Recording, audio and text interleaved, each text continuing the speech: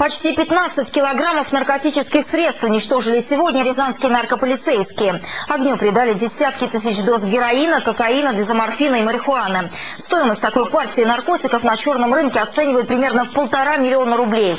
Еще недавно эти наркотики служили вещественными доказательствами в суде. Теперь, когда наркодилеры уже отбывают наказание, зелье сожгли.